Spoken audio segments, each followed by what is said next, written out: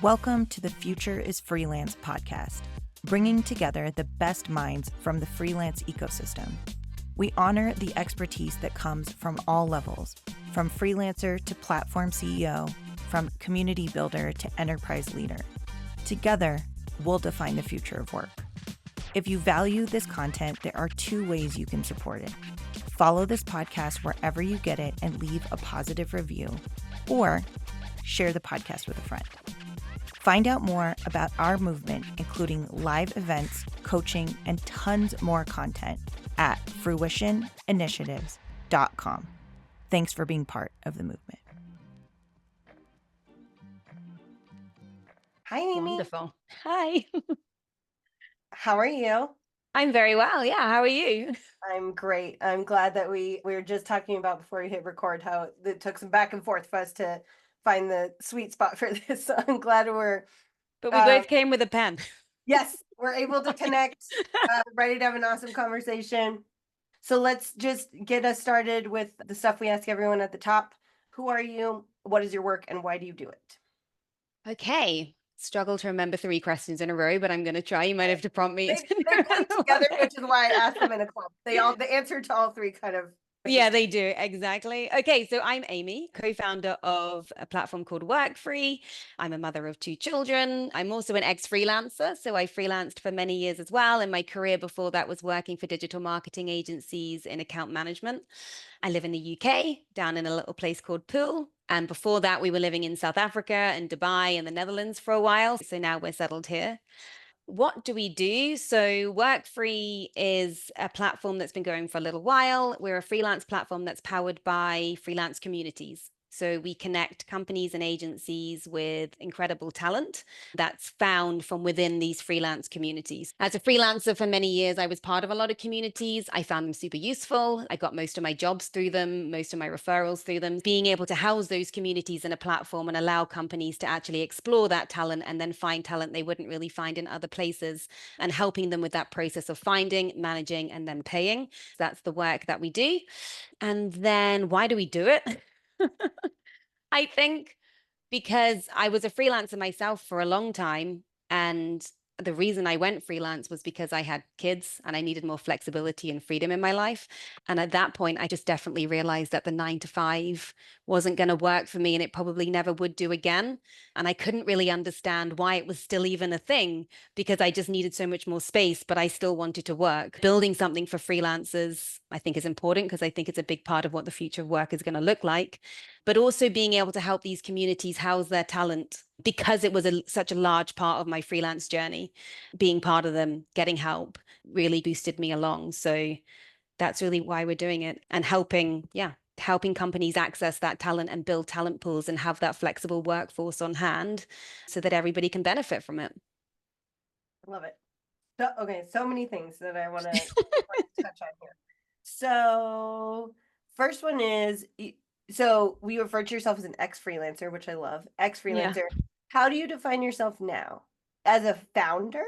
Yeah. I'm a co-founder now. Ex-freelancer co-founder. Yeah, exactly. Yeah. The reason I ask is because I'm in the middle of a brand refresh, and I was just talking to my brand strategist about terminology and how terminology in the freelance world is so weird and problematic. And do I use the word freelancer? Do I use the word solopreneur? Do I use the word consultant, entrepreneur?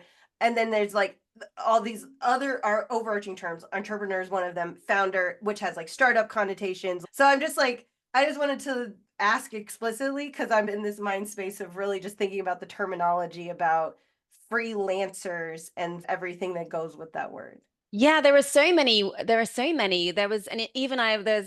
independents, consultants, so many. I was actually speaking to somebody today who was like, I do not refer to myself as a freelancer. I am a consultant. And I was like, okay, that's fine. You need to get it right. But I think the reason for saying is I'm an ex-freelancer is because of what we do. I think it's important that you know that it's coming from a place where somebody's been in those shoes, that the whole idea is born out of that experience. So ex-freelancer co-founder. Maybe it's a little long. No, but I think it's perfect. And that clarification, I think, is so important, because that is always the number one way I introduce myself in a coaching context is I'm like, my number one qualification for sitting here in front of you today is that I am an actual freelancer, Yeah. consultant, however you want to categorize it. And for people that build platforms or ecosystems or communities, of whom I speak to a lot on the podcast, those far and away, that is the most important Yeah, qualification, I think, is because absolutely. I think we see a lot of people building quote unquote solutions for freelancers Hmm. that have never been a freelancer. And so they Yeah. fundamentally don't actually understand what freelancers need, which leads to what they're actually building solutions for is the client facing side of the business, not the freelancer. Yeah. And And yeah. you have to serve both for sure when you're in that kind of dual-sided marketplace. Yeah. That's a super important qualification, I think. It definitely is. And even in those early conversations when we were building the platform, having so many conversations with freelancers to say, what are your biggest problems and how can we incorporate them into the platform to help you? We ran a beta recently where we had a lot of freelancers on and actually getting the feedback and saying, we can apply that. We can display your rates in this way. We can help you how you want to show your portfolio. That's really important. And a large part of when we started WorkFree, we always had this vision of this fourth co-founder. So there's three of us. There's me and my husband, Johnny, who's another co-founder. And then we have a CTO called Yuri, who's over in Prague. So there's three of us. But then there's this fourth co-founder, which was when it began, it was called the co-founding community. So that when you're on WorkFree and you positively contribute by giving feedback, by doing a referral, by completing a job, whatever it is, you actually get virtual shares in the company. So you actually get a stake in what WorkFree is because you've contributed, because you've said, hey, there's a bug, or I would really like it if it did this, then we will give you a positive contribution back for that in virtual shares. And we've reserved part of our company for that specifically because freelancers don't get that. Mostly companies will give that sort of share stuff to full-time employees. Freelancers don't really see it. So we can actually give that to our co-founding community and make sure that everyone's benefiting and behind that kind of growth of the platform as well. Yeah, I love that so much. That it's those kind of intentional design decisions that I see in other for freelancer by freelancer created platforms Yes. that just speak to the intentionality behind not just the design, but like the mission. You think about the first thing I noticed with yours was the name, work Yeah. free. I was like, yes, 100% that. But it's those kinds of designs that like differentiate a platform or tool like that from Yeah. something that doesn't is only, like I said, quote unquote client focused. Yeah, yeah, absolutely, absolutely. And that's my focus to make sure that freelancers are getting a good deal, that they can show off their work properly, that then they're being treated well as well. And that's something that we were talking about as well, that sort of reviews go both ways, that you know who the best companies are that you should work for as a freelancer. Do they pay me on time? Do they give good jobs? Do they give good briefs? That sort of stuff is also mega important to make a decision if you want to spend your time, working with somebody. Yeah, absolutely. And your business, which I want to dive more into this piece so you can like just tell us a little bit more about how it works. But your company is actually like a tri-sided business. So it's not just client, freelancer, but it's also community, Exactly. leader, developer, how you think about that. And Yeah. so tell us a little bit about how that third part of it works when you're thinking about the communities and how they're connected and how they work within your ecosystem. So the communities really, there are such fantastic freelance communities out there that give so much value to the freelancers who are part of them, whether it be advice, access to resources, education. And we realized from speaking to a lot of these communities at the very beginning that they get asked all the time, do you know anybody who could do this for me? Do you have anybody in your community who could do this job? And out of the kindness of the community leaders' hearts, they'll go and have a look through and maybe send some recommendations. And we thought, how could we make that easier? By allowing community leaders to house their talent in one place with all of their profiles ready, made, and set up. Actually, one of our community leaders was creating these profiles herself on like a PowerPoint. So actually taking that and having it so that those freelancers are in control of those profiles. And then having agencies and companies reach into those communities to find talent that you wouldn't find on other platforms because they've come for the community. And then also ask for recommendations from the community. Who could do this job? Who's the best person? Who do you recommend? And I'm sure as a freelancer yourself for many years, that's how you get your work. I think 90% of my jobs came from referrals, came from community members saying, oh, yeah, give Amy a try. She's really good. So it was really about how could we actually make that into something that agencies and companies could actually reach into. So community leaders are given their little talent hub, their members can join. There's a little engage section where you can have posts, set up spaces, you do educational content. And then, yeah, companies can come and discover that talent and see if there's anybody they want to engage with further. I love it. And so as someone who has like in different iterations across my career tried and failed at various types of freelance communities, do the community leaders house their community? I can think about, just like you said, tons of different freelance communities that I can think of who house themselves in a Slack space Yeah. or a Discord channel or Mhm. whatever it is, or a course platform if they have course content and that kind Yeah. of stuff. Yeah. And so is the way that the communities interact with your platform, this is now a different place to house their community and possibly also recruit new people into their community. And or obviously this really valuable feature of being able to have this profile type of system that allows them to do better searching of their community members for potential roles and jobs and things like that. Yeah, and then also that companies can come and access that talent and search there as well, to maybe get a proposal. But obviously, we understand that communities exist on Slack. They Yeah. exist on other platforms. That doesn't need to stop. I don't think we would be saying that we would take over that communication, but Yes. there's a place where that talent can sit. There's a place that where you can share profiles from within your community to recommend each other with the same link, the same sort of, and that you can share those out when people ask for recommendations. You can say, look, here are 5 people that maybe you want to consider. They're the ones that I think are good for that role. Or you can just share a link to your community talent and then they can take a look through. So I love it. And it's a value add to the community folks because they're able to offer something in like depending on the type of community, all communities offer a little bit of a different thing, but they're able to offer something different to their community where they can say, here's this more intentional way that we're putting you in front of a larger audience yeah. to get work. Yeah. And that's saying that's definitely the thing that we discovered speaking to so many freelancers. It's like the hardest part. It's the biggest worry. Where am I going to find my next job? So being able to have access to a few more opportunities is obviously always a positive thing. And then even hiring from within a community, members like to work with each other as well. And having that ability to do that is also there. Yep. I love that. Tell me about how I'm curious. Like I said, I talked to lots of people with different types of tools or platforms, and a lot of, like you said, mostly two-sided, but yours is three-sided Hmm. type of marketplaces. Um, Tell me about the connection between the clients and the freelancers. So are you some of the ecosystem people that I talk to are really like playing like a very proactive role in bringing clients and companies into the platform to start and like almost matchmaking to a certain extent, or is it Hmm. like they're coming in and like they can like search on their own and just have access to a talent pool?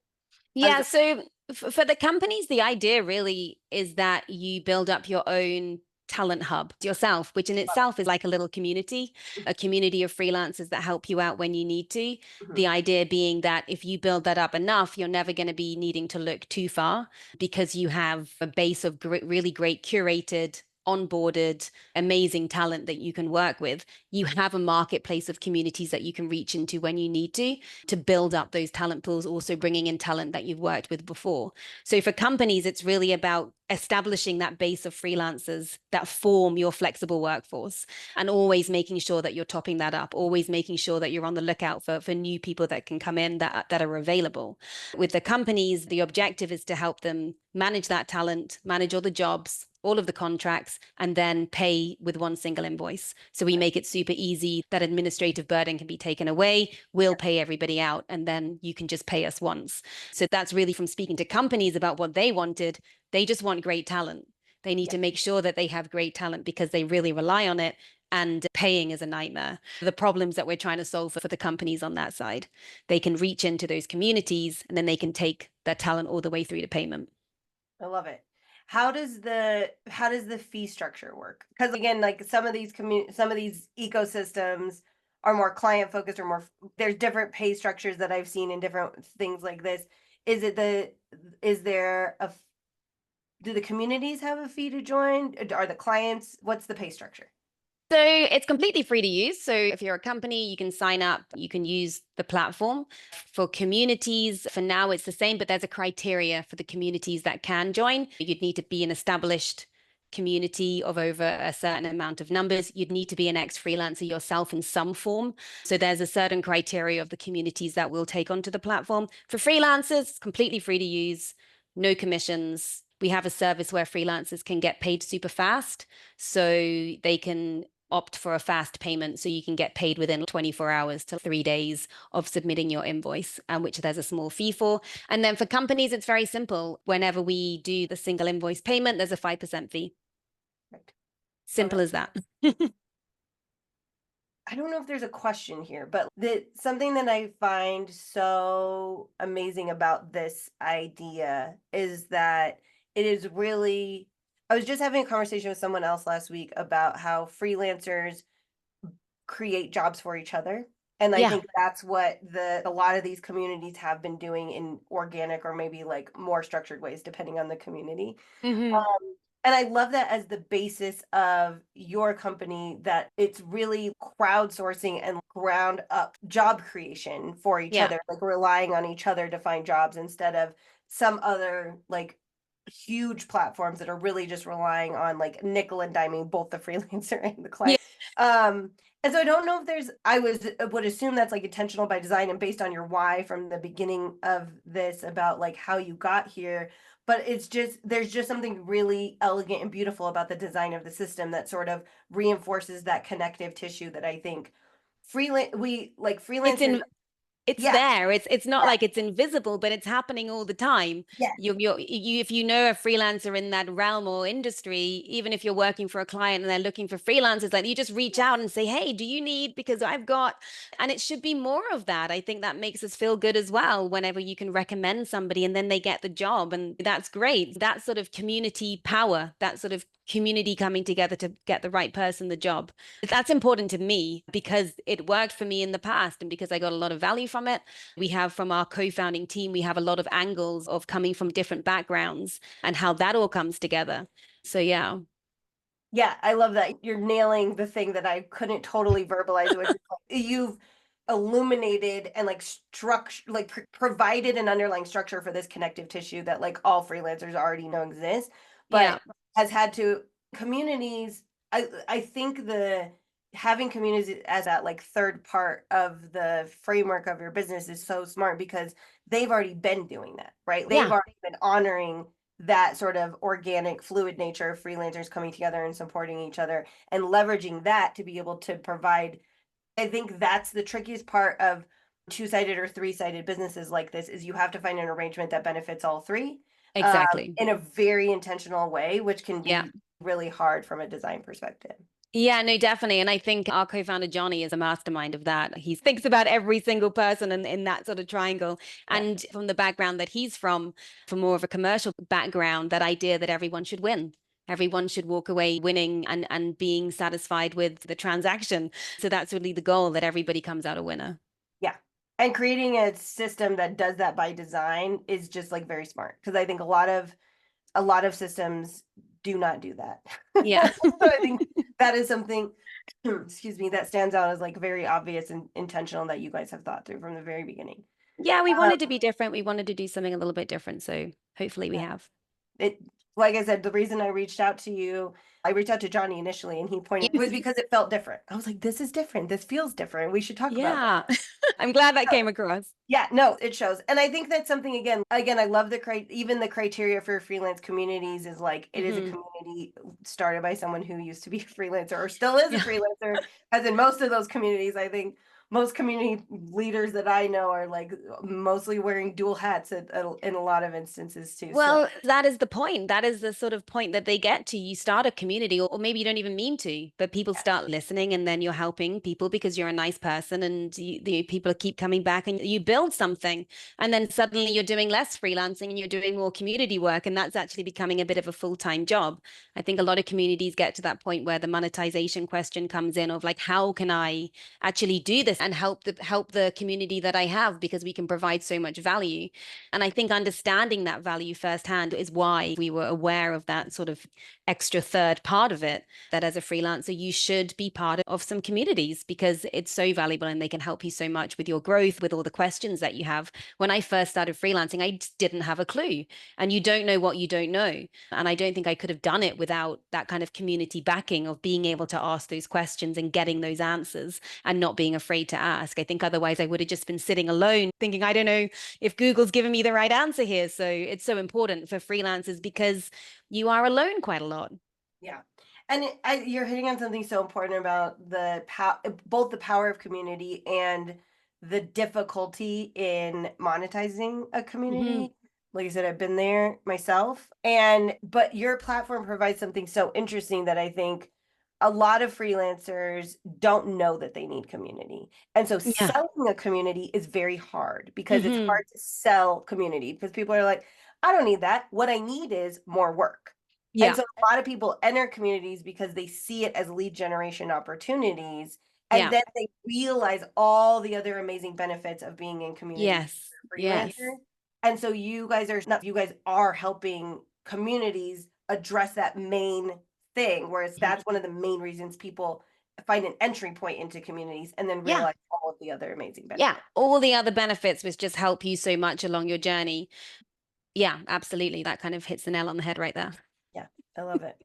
All right, this was lovely. I am so glad that we got to talk about your amazing business. And I just feel like there again, it's like it's just so elegant by design. Like I can see from a mile away, especially as a freelancer and someone who has tried and failed in various ways in communities. So hitting two sides of your triangle there, I can just see it from a mile away, the thought and care that y'all have put into this. So Good. Yeah, it is like kind of blood, sweat, and tears right now. Actually, it's our third child. Me and isn't it Johnny we sat down and we were like, should we do a business or should we have a child? Okay, we're good? gonna do the business. 5 years, and then hopefully it will be running by itself and all the rest. So I was having this sleepless nights and the rest. conversation with my acupuncturist actually the other day about how our businesses are another child.